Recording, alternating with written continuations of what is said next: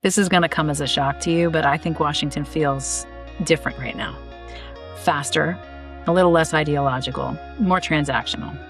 So what are the people closest to power seeing that the rest of us are missing? Today on the Friday Reporter, I'm joined by Matthew Cutts of Dentons, one of Washington's top policy strategists, for a conversation about what's really driving the agenda in Congress, corporate America, and the lobbying world right now.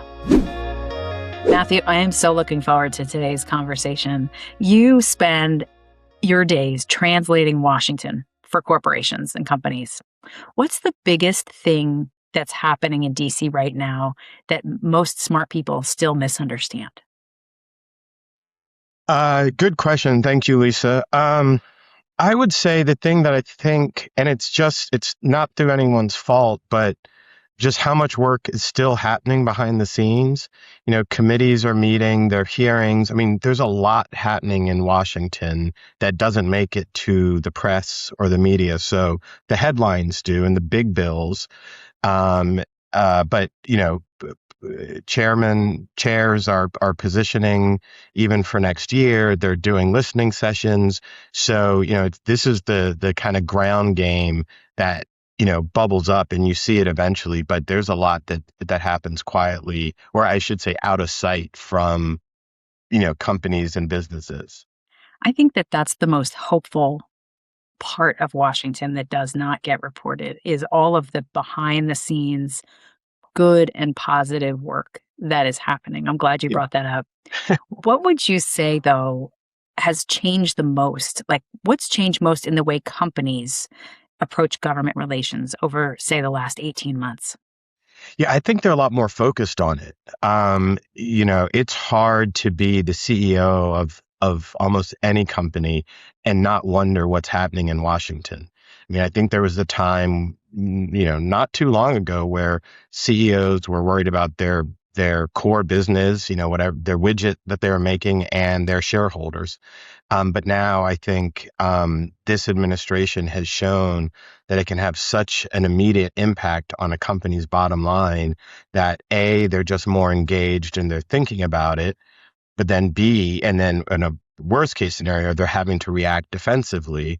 But I think that leads naturally to people saying, well, let's see if we can get out ahead of it. Not that, maybe we're not going to change it, but at least we're better prepared and we can change our business practices, for example. So I think that's been a real shift. It's hard, like I said, it's hard to be a CEO and not think, wow, I wonder what's going to happen in Washington today.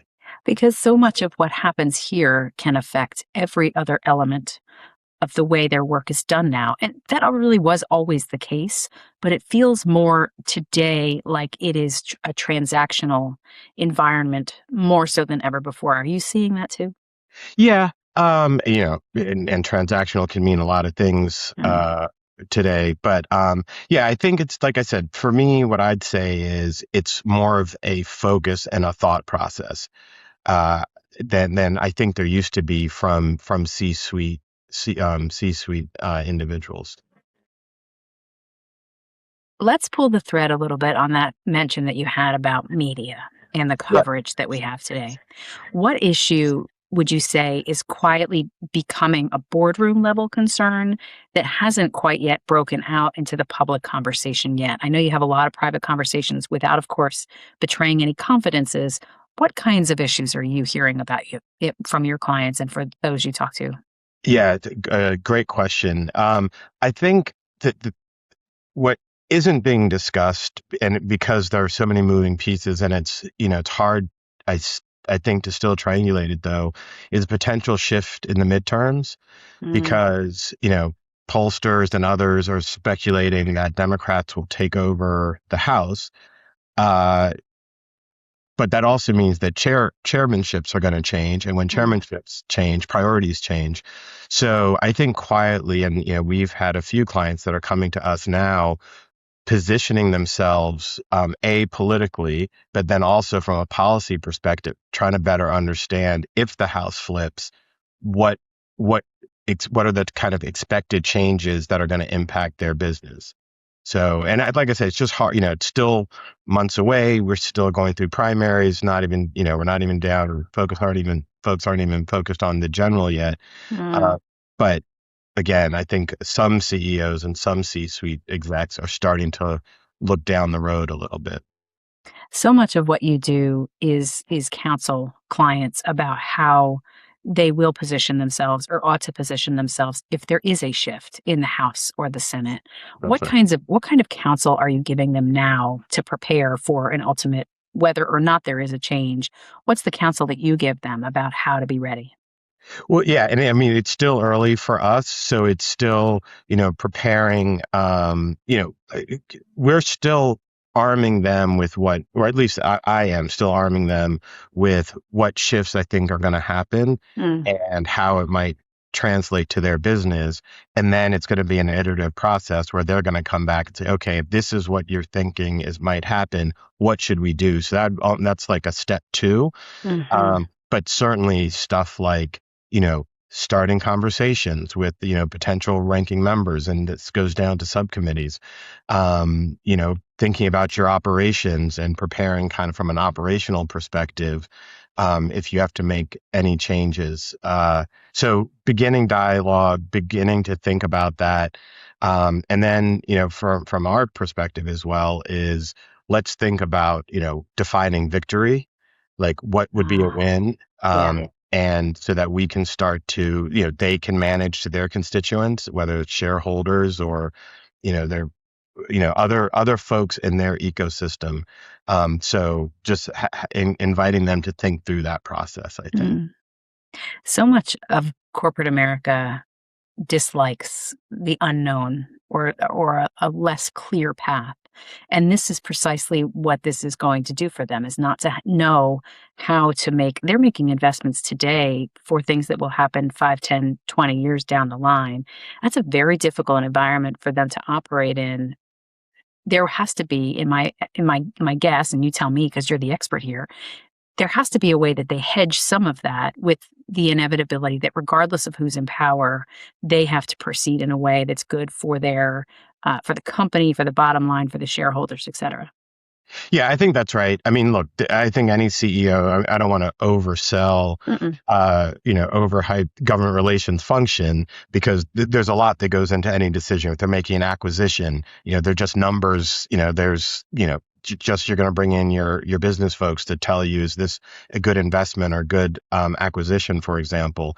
But then doing that, I think a small portion of that has to be the impact of the federal government. I mean, the federal government touches so many things. It's hard to imagine, again, just using that example, say, making an acquisition, what industry does that company, practice in? And is there something pending, or have you heard about something coming down the line that could greatly impact the value of that company?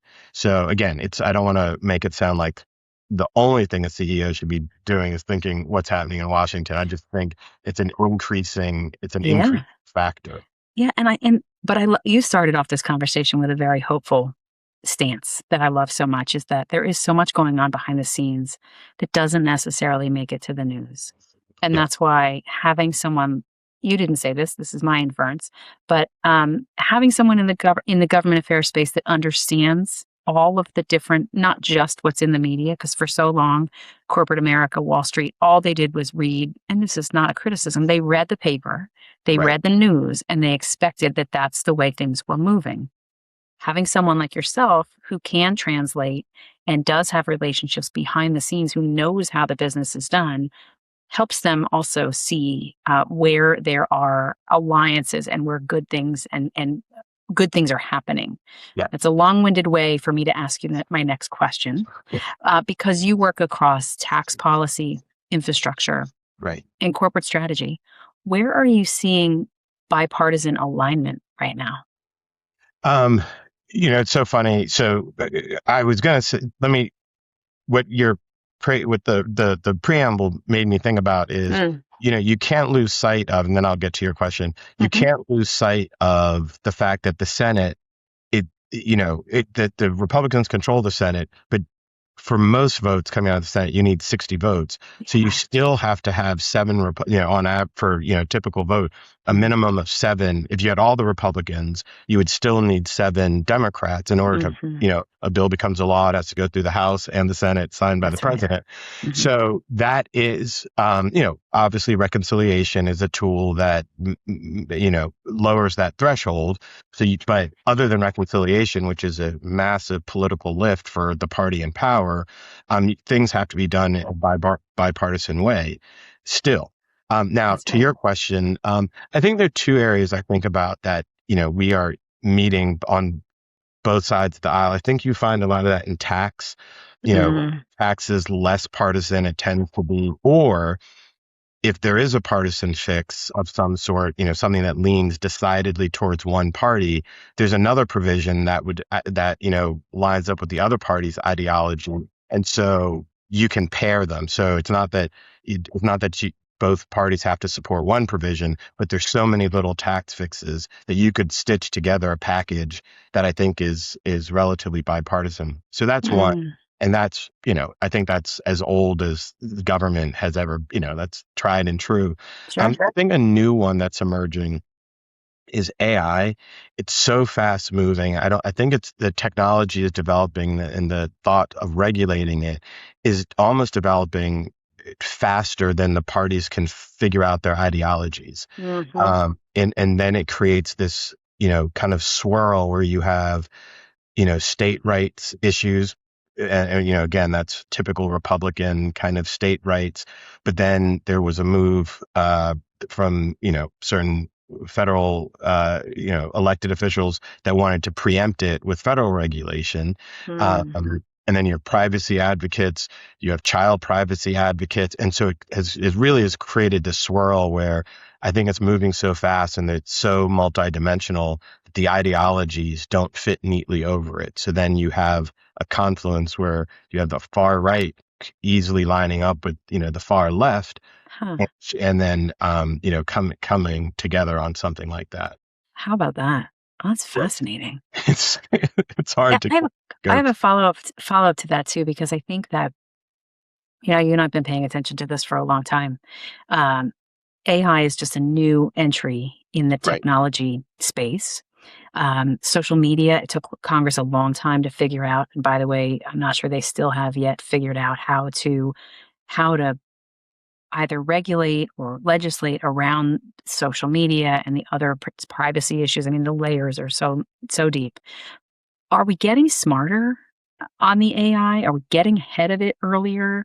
Or are we still in a bit? Because it feels like we're playing catch up all the time. Technology is moving a lot faster than Congress can move. Yeah, I think your framing is exactly right. I think there's not an office or a member that doesn't think that social media got out in front of Congress. Mm. So that's definitely part of the conversation and part of the motivation to move so quickly. But I think the challenge is that, Congress at its best moves at a glacial pace, even if even with this recognition that it has to move faster, it still is a slow process. 435, Yeah. voices in the House, 100 in the Senate. Like it just takes a while to get consensus from that many people. Um, and then I think AI technology, is moving faster than social media did. So it's like, Yeah. you have these competing. So yes, Congress, I think, recognizes and is trying to move faster, but AI it's leaps and bounds in how fast the technology is developing. And it's mostly for good, but then there's a fear factor of, where should it be regulated? Because, something like that, as powerful as that, could have consequences. Mm. And maybe the answer to this question, my next question, is AI. So I'm curious if perhaps it's this, perhaps it's another. Is there a policy fight that stands out to you that's happening right now that's going to have downstream impact that perhaps is not getting enough coverage right now? Um, there's a lot. I think, market structure is a big piece of legislation Mm. that's moving right now. Hmm. Crypto, again, if we're talking Ah, technology and new yeah. That's again, and kind of a new entrant to the discussion. It's more familiar to people because you can borrow from the equities framework, and so we know how to regulate financial instruments, but this Mhm. is a new and different one. But I think Yeah. that's going to be one that they're getting their hands around. That's going to, I think, settle things down and hopefully drive the U.S., put the U.S., keep it in the front, kind of the lead position for crypto regulation and market structure. I hadn't even thought about crypto, but you're absolutely right. It strikes me that crypto and AI are happening at the very same time, and our legislators and our regulators are having to get so smart, so smart, so Yep. fast Yep. on these issues that are moving. AI, for whatever reason, to a communicator like myself, who is always having to learn these big issues in a way that I can then communicate them. So my joke is English to English translation. The Right. one that is harder for me is crypto. It's Yeah. harder for me to wrap my brain around. And so for that reason alone, it feels like that's one that's getting, even if it's getting reported right, it's not necessarily being translated in a way that people like myself can understand it. And I just recently had a conversation on another program that I participate in on the deciders with Hester Peirce, who's the Mhm. SEC commissioner, where she talked about crypto and talked about these issues about in a way that we're hopeful. Yeah. Hopeful in that if we understood it better, and by we I mean the collective American consumer, we Mhm. that perhaps it would be a way for folks to participate in the markets uh, in a greater way than they ever could before. So Yeah. crypto is a very interesting entrant. And I think that's right. I mean, I think a lot of folks feel that it's a very egalitarian Mm, equity. And mhm, so, yeah, I think there's a lot of support for it. But it's, I think there's a relatively low barrier to entry. You see the mhm. number of, and then with that, it just, you got to make sure there aren't bad actors, because the more Right. people participating, the more, the higher the likelihood of a bad actor kind of infiltrating that. And so, I think Congress generally wants to protect the American, consumer, the American people. And so they're having to think through these things like, how do we get the most out of it? Free market, let it ride, but make sure that it doesn't come back and, because at the end of the day, the government, I think, will bear the brunt if there are tremendous losses from citizens. No doubt. I'm gonna press you on that a little bit too, because I'm curious about when you talk to clients about whether they are factoring in all the things they're factoring in, are they how much are they factoring now, not just regulation, but political retaliation? Well, I know we think about that quite a lot Mm, when we're talking to clients. We're advising them to make decisions today that they don't have to worry about retaliation in the future, or so it is definitely top of mind. Now, a lot of issues, legislative issues that never get to that level, they don't have enough attention, or they're not kind of, you know, toxic enough, but we certainly, when we're talking to clients, have an eye towards that as a possibility or something that they should be concerned about, and would or have to thoughtful be. about, I should say. Yeah, I mean, they would have to be because, when I was 10 years ago, when the current president was running for the first time, uh, I remember writing strategies for corporate clients of my own about how to be ready if there's a tweet about the company, right? Right. And now Yep. it's not just a tweet or a truth or whatever we're calling those platforms today. Um, it's more about, what kind of impact can it have? And so that has to be part of the Yeah, calculus. that and oversight. The if Mhm. there's a change in the house, you're going to have oversight. So something, even something as kind of out of the public as a request for documents or a subpoena from an oversight. I mean, that Mm. can be very burdensome and disruptive for a client, if through no wrongdoing. It's just an inquisition that has started, but their name is in the mix somehow. No accusation of wrongdoing, but it becomes burdensome. And if that gets out, then people speculate it can impact stock prices. It can impact confidence in your company. So yeah, that's definitely something that, I think people are wise to keep in mind. You and I came up in the Congress and at a time when there were bigger majorities. Mhm. So you talk now about how even in the Senate you have to have seven uh, from the opposite party to join in order for activity to really for things to get done. That is so different from when you and I came up in the Congress. There were bigger majorities. There Yep. was more of a room to move. What would you say? Does the institution to you feel fundamentally different than it did a decade ago?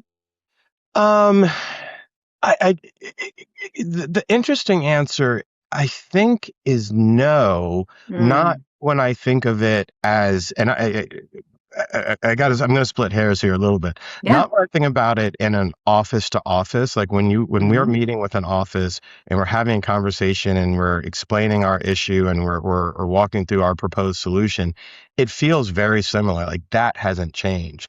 But to your point, yeah, when you step back and it feels more combative. It's more, hand to hand combat style. But, when we're in these offices, I'll ask many a time if I'm in one party's office, on one side, I'll say, who on the other side would you be inclined to work with on this issue? Uh-huh. And they usually have, three or four. Maybe the difference is 10 years ago, they'd have, 9 or 10 names, but Hmm. it's the rare office if I say, who on the other side would you want to work with or could you envision working with, where they say no one. They're like, they always have, because again, that's at the more granular level. These are staffers that, they're human beings. They know each other. They see each other in the halls. And, and if they want to be helpful on whatever issue we're pressing, they recognize it's usually better if it's bipartisan. Yeah, But that doesn't take away from the perception and what you read and hear. And so, yeah, I think I don't know if both can be true, but that's my answer. I love it. Yeah. This has been the most helpful and hopeful conversation that I've had I am an, as it relates, and I love that so much. What would you say? So you're a lobbyist, I am. and so what's an assumption people make outside of Washington, perhaps, about lobbying that is wrong? Um, Yeah. So what I like to say, and hopefully this answers your question. Mhm. I think here's what I explain to younger people. Mhm. Rarely do people come to me or my colleagues to get a member to do something they were going to do anyway. So we're usually hired to find a member, whose vote they don't have or whose support they don't have naturally and convince them. So I personally think there's, a lot more advocacy and thoughtful advocacy that has to happen, because again, that's our job, or that's our assignment. It's, Mm, because if they had the votes, they wouldn't hire us. right. So, and I use votes just metaphorically, Sure. but if they had the support, if they, they wouldn't. So we have to come up with, or, getting the support from someone that isn't likely to give it. And sometimes maybe it is just pure education, but then there's the advocacy and persuasion, like why they should engage. And so I think it's, from my perspective, to answer your question, I think maybe it's a little more sophisticated than someone outside of Washington appreciates. Um, so yeah, that's what I would say. Okay. Fair. Also, good answer. I love it. Final question. Yep. If you were to be asked, would you say you are optimistic or pessimistic about Washington right now? Yeah, I'm optimistic because I'm an optimist. I acknowledge there are lots of reasons to be pessimistic, but what are you gonna, you can't live your day like that. You can't That's start right. every day like that. So, I hope springs eternal. I have confidence in the institutions. And so I, I might be, put me down as a blind optimist.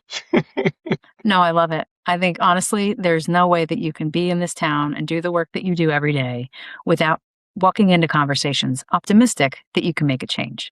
You have And to. that's, I think, the best possible answer. Yeah. So Matthew, this was so fun. Thank you so much for joining me. Thank you. I really enjoyed it, and hopefully we can do it again sometime. I'd love that. Take care. That's Matthew Cutts from Dentons. If you enjoyed this conversation, subscribe to the Friday Reporter wherever you get your podcasts and on Substack. New conversations every week with the people shaping politics, media, policy, and public life. Thanks so much.